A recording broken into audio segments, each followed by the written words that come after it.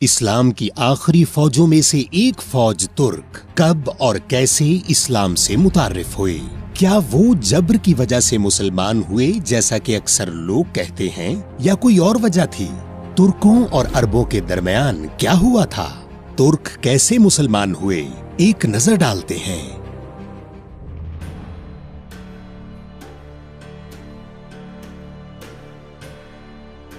اللہ تعالیٰ نے ہزاروں انبیاء بھیجے، لیکن حضرت محمد صلی اللہ علیہ وآلہ وسلم سے پہلے بھی کچھ انبیاء ترکوں میں بھیجے گئے تھے، لہٰذا وہ اخروی زندگی اور خدا کے ایک ہونے پر یقین رکھتے تھے۔ وہ واحد قوم تھی جو بت پرست نہیں تھی اور ایک سچے خدا پر یقین رکھتی تھی۔ ایک بازنطینی مورخ سیموکاٹا نے ترکوں کے قبل از اسلام عقیدے کے بارے میں یوں کہا: ترک ایک خدا کے علاوہ کسی اور چیز کی عبادت نہیں کرتے ہیں۔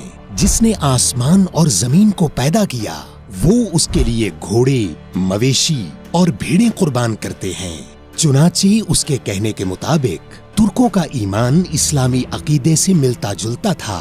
اس کے علاوہ ترکوں کی سمجھ، جو کہ آسمان ہمارا خیمہ، سورج ہمارا جھنڈا ہے، اسلامی فریضے کے مطابق پوری دنیا میں اسلام کو پھیلانے کی ایک اور مماثلت ہے۔ ترکوں میں اسلام پہلی بار کب آیا؟ ترکوں اور عربوں کے درمیان ابتدائی معرکے حضرت عمر رضی اللہ تعالی عنہ کے دور خلافت میں ہوئے۔ سن 642 میں مسلم فوج نے نہمند کی جنگ میں سلطنت فارس کو گرا دیا اور پھر آگے بڑھ کر قفقاز کے علاقے تک پہنچنے کے بعد خیگنت کی سرحدوں تک آ گئی۔ اس دوران ترکوں اور عربوں کے درمیان معمولی سرحدی تنازعات کی صورت میں ملاقاتیں ہوئیں۔ آپ صلی اللہ علیہ وآلہ وسلم نے فرمایا: ترکوں کو چھوڑ دو جب تک وہ تمہیں چھوڑ دیں۔ چونکہ عرب اس حدیث کو جانتے تھے، اس لیے انہوں نے ترکوں سے لڑنے سے گریز کیا۔ وہ ترکوں کو دین اسلام قبول کرنے سے روکنا نہیں چاہتے تھے۔ نتیجتاً رسول اللہ صلی اللہ علیہ وآلہ وسلم کی رحلت کے 10-15 سال بعد چند ترک باشندے اسلام سے متعارف ہونے لگے۔ جیسے ہی ترکوں نے بتدریج اسلام قبول کرنا شروع کیا، اموی خلافت کی قوم پرستانہ سوچ اور نو مسلموں کو دوسرے درجے کا شہری تصور کرنے کا نقطۂ نظر اسلام کو پھیلانے میں ایک بڑی رکاوٹ بن گیا۔ اموی اس حد تک پہنچ گئے کہ ترکوں سے بھی لڑنے لگے۔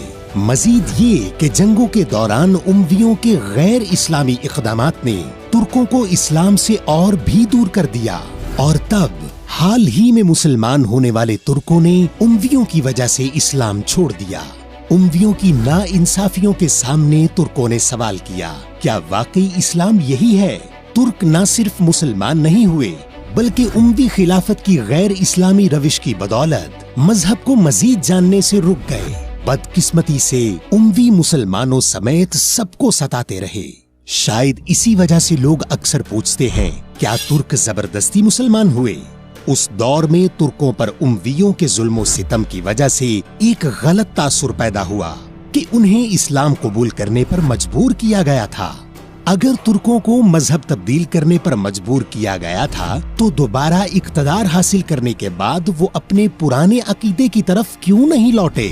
در حقیقت اس بات سے قطع نظر کہ اس طرح کا ظلم ہوا یا نہیں، اگر دل اسلام کو حق تسلیم نہ کرے تو انسان مسلمان نہیں ہوتا۔ اسلام اپنے جوہر میں کسی بھی قسم کے جبر کی اجازت نہیں دیتا۔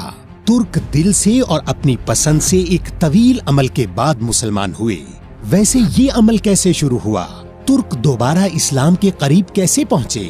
سن 750 میں ایک بڑی بغاوت اور خانہ جنگی کی بدولت اموی 2 حصوں میں بٹ گئے۔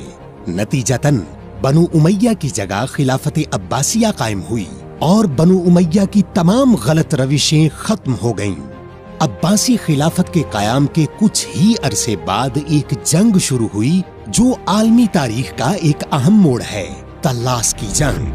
مسلم دنیا میں ہنگامہ آرائی کا فائدہ اٹھاتے ہوئے چینیوں نے عباسیوں کے سرحدی شہر فرغانہ پر قبضہ کر لیا۔ ان کا بنیادی مقصد قبضہ ہی نہیں بلکہ وسطی ایشیا میں اپنے عقائد پھیلانا بھی تھا۔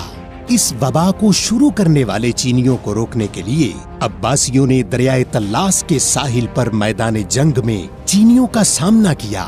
ایک بہت اہم چیز تھی جس نے جنگ کا رخ بدل دیا۔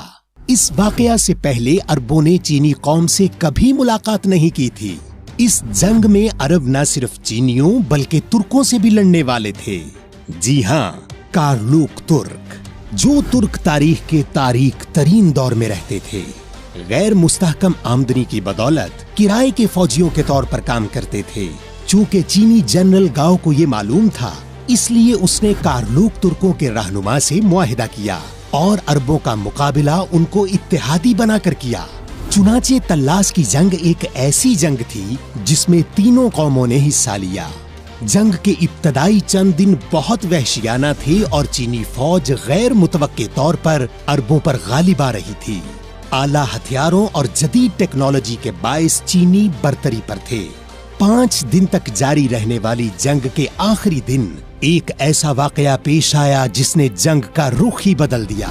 ये उस वक्त हुआ जब चीनी अरबों को शिकस्त देने वाले थे।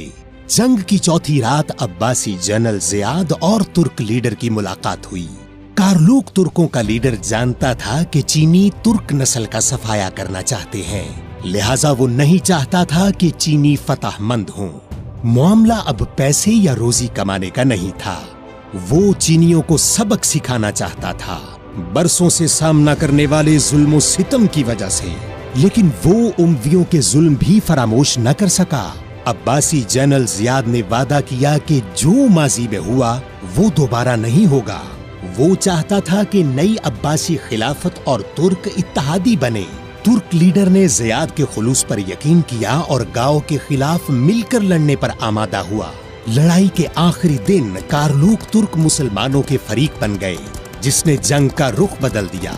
अरबों ने चीनी फौज के मरकज जबकि तुर्क घुड़सवारों ने अचानक दाईं और बाईं जानिब हमला करना शुरू कर दिया। चीनी जनरल गाओ को समझ नहीं आ रहा था कि क्या हो रहा है और वो नहीं जानता था कि क्या करना है। अपनी फौज को शिकस्त से नहीं रोक सका। चीनी फौज भारी जानी नुकसान के साथ जंग हार गई और बहुत से कैदी पीछे छोड़ गई। 751 तल्लास की जंग आलमी तारीख का अहम मोड़ था। उसकी वजह ये है कि अगर जंग चीन की फतह के साथ खत्म हो जाती तो वस्ती एशिया पर चीनी मजहब का गलबा होता। दुनिया में कोई ऐसी ताकत नहीं थी जो चीन का सामना कर सके, लिहाजा उस जंग में अरबों की फतह ने वाकई अहम पेशरफ्त की।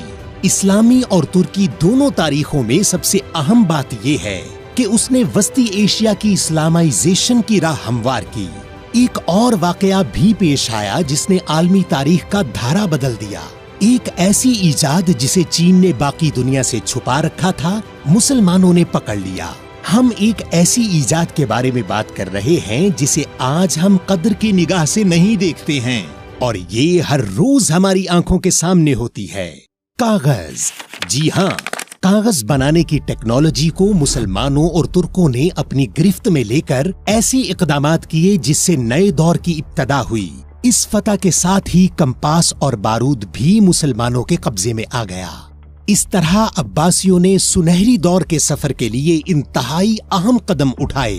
उस जंग के नतीजे में तुर्कों और अरबों की दुश्मनी दोस्ती और ताउन में बदल गई। तिजारती रास्ते खोल दिए गए।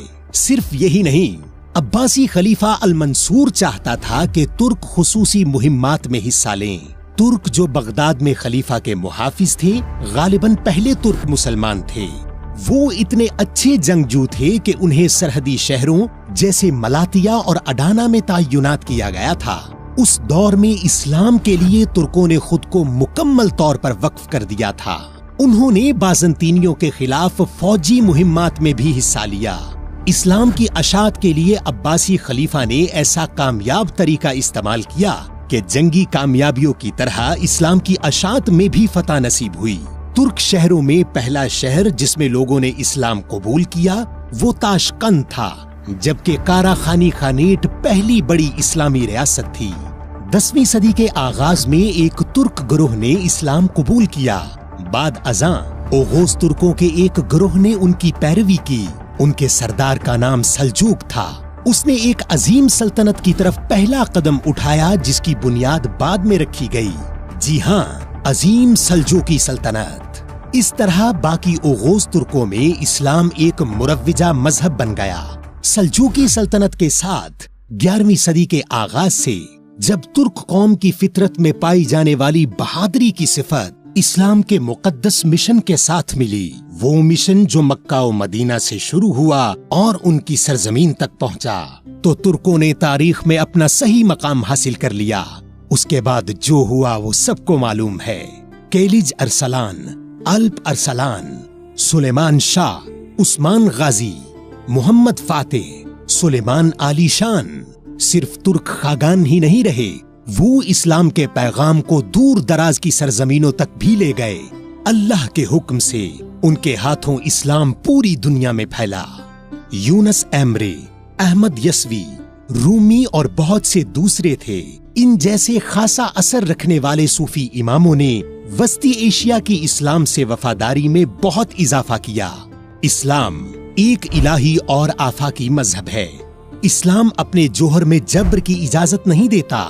اسلام کسی بھی دوسرے سے بہتر نظام پیش کرتا ہے اور اسلامی اقدار انسانی فطرت کے مطابق ہیں۔ یہی عوامل ہیں جن کی وجہ سے ترک اسلام پھیلانے میں کامیاب ہوئے۔ ترکوں نے مسلم دنیا اور اس کے مذہبی مکاتب کی ہمیشہ خدمت کی ہے۔ انہوں نے اسلامی مقصد کے لیے اپنی جان و مال کی قربانی دینے سے دریغ نہیں کیا۔ انہوں نے اسلامی اقدار پر کبھی سمجھوتا نہیں کیا۔ رسول اللہ صلی اللہ علیہ وآلہ وسلم کے طریقے پر چل کر اور انہیں اپنا راہبر مان کر ہی وہ انتہائی بلندیوں پر پہنچ گئے۔ بحیثیت مسلمان ہمارے لیے ضروری ہے کہ ہم اپنے اسلاف اور ان کی جد و جہد کو مثال کے طور پر لیں، جس میں انہوں نے اپنی ذاتی خواہشات کی بجائے ایک عظیم مقصد کے لیے زندگی گزاری۔ اپنے وقت کے بہت سے بہانوں کے پیچھے پڑے بغیر ایسی زندگی گزاریں جس سے اللہ راضی ہو اور جو آنے والی نسلوں کے لیے مثال ہو۔ اگر ہم ایسا نہیں کرتے تو ہم ایک ایسی نسل بن جائیں گے جس پر پچھلے لوگ مذمت کریں گے اور آنے والے شرمندہ ہوں گے۔ ایک ترک کے متعلق سوچتے ہوئے اگر ایک مسلم شناخت ذہن میں آتی ہے تو اس کا مطلب ہے کہ ابھی زیادہ دیر نہیں ہوئی۔